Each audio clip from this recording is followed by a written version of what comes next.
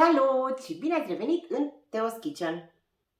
Activitățile de vacanță cu cei mici, campaniile și proiectele cu rețete de vară și 10 de poze din concediu. Despre asta sunt lunile de vară în familia noastră.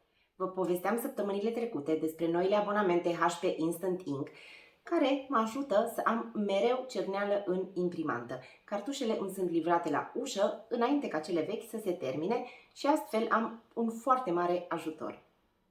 Azi îți arăt cum îți faci un abonament HP Instant Ink, cum îl alegi, cum te asiguri că ai o imprimantă compatibilă și de acolo HP face toată treaba. Cum îți faci un abonament HP Instant Ink? În primul rând te asiguri că ai o imprimantă HP compatibilă cu abonamentul. Poți consulta foarte ușor lista de imprimante eligibile pe site-ul HP sau îți las eu un link direct în bio. În cazul în care nu ai o imprimantă HP sau una compatibilă, găsești modelele pe care le poți achiziționa direct de pe site. Apoi te gândești la numărul de pagini pe care consideri că îl vei imprima într-o lună. Nu uita, tu plătești numărul de pagini indiferent de gradul de acoperire, adică o fotografie sau un grafic imprimat pe toată pagina este ca o pagină cu text, economisind astfel până la 70% din costul lunar al cartușelor.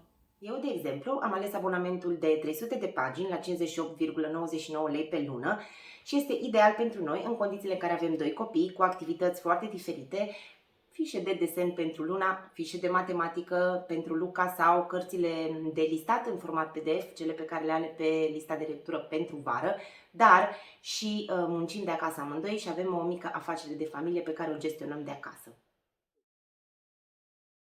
Nu-ți face griji, este foarte simplu să modifici abonamentul chiar dacă ai estimat inițial un alt număr de pagini. Din aplicația HP poți monitoriza abonamentul tău, cât ai imprimat, câte pagini mai ai de imprimat sau poți să schimbi abonamentul în funcție de nevoile tale.